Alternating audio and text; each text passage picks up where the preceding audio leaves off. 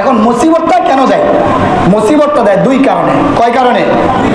আমাদেরকে যে যে বিপদটা দিচ্ছে, মুসিবতের মধ্যে আমরা পড়ছি, অনেক সময় ছেলে সন্তান হয় না, অনেক সময় টাকা নাই, পয়সা নাই, খাইতে পারি না, অভাব অনটন, অনেক সময় আরেকজন আমার উপর জুলুম করে, অনেক সময় আরো বিভিন্ন ধরনের মুসিবত অনেক সময় মানুষ পড়ে।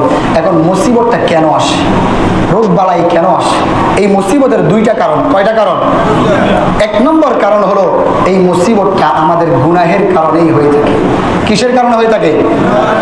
আমাদের মুসিবতটা গুনাহের কারণেই হয়ে থাকে। আল্লাহ পাক রব্বুল আলামিন বলেন, ওয়ামা আসাবাকুম মিন মুসিবাতিন ফাবিমা কাসাবাত আইদিকুম ওয়া ইয়াফু আন কাসীর।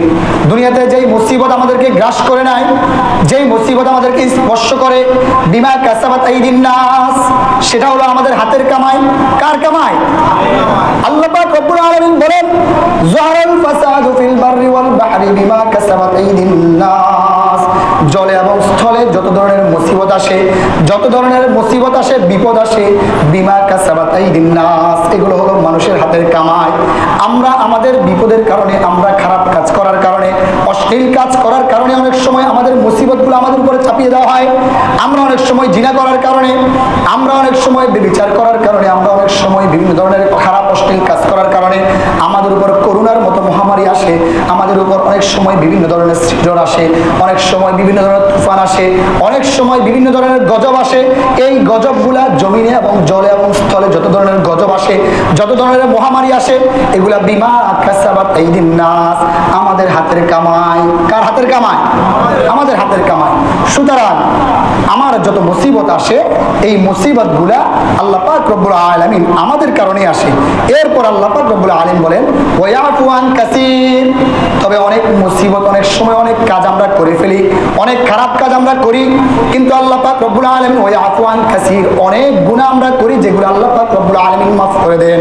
বলেন সুবহানাল্লাহ। অনেক গুনাহ আমরা করি যেগুলো আল্লাহ কি করে দেন? মাফ করে দেন। দুই নম্বর যেই কারণ, মুসিবতের দ্বিতীয় কারণ হলো, মানুষ যখন মুসিবতের মধ্যে পড়ে, এই মুসিবতের দ্বিতীয় কারণ হলো আল্লাহ পাক রব্বুল আলামিন মানুষের মর্যাদাকে সমুন্নত করে দেন। মানুষের মর্যাদাকে কি করে দেন? সমুন্নত করে দেন, উপরে উঠিয়ে দেন মুসিবত দিয়া।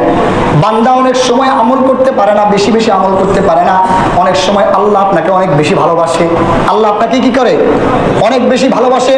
কিন্তু আল্লাহ চায় আপনি জান্নাতের সর্বোচ্চ কাতারে থাকবেন, আল্লাহ চায় আপনি জান্নাতে থাকবেন, কিন্তু আল্লাহ আপনি যে আমল করছেন সেই আমল দিয়ে আপনি জান্নাতে যেতে পারবেন না।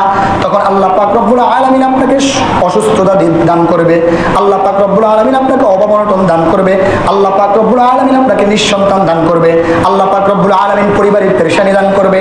এই সমস্ত পেরেশানি, দুশ্চিন্তা দিয়ে আল্লাহ পাক রব্বুল আলামিন, আপনি যখন প্রথম স্টেপে ছিলেন, আল্লাহ পাক রব্বুল আলামিন দ্বিতীয় স্টেপে আপনাকে উঠিয়ে দিবেন। সুবহানাল্লাহ বলবেন না? তাহলে আমাদের যে মুসিবতগুলো আসে, সর্বপ্রথম কথা হলো মুসিবত আমাদের হাতের কামাই। দুই নম্বর কারণ হলো এই মুসিবত দ্বারা আল্লাহ তাআলা আমাদেরকে কোথায় উঠাই দেন? মর্যাদা সমুন্নত করে দেন। এখন আসলে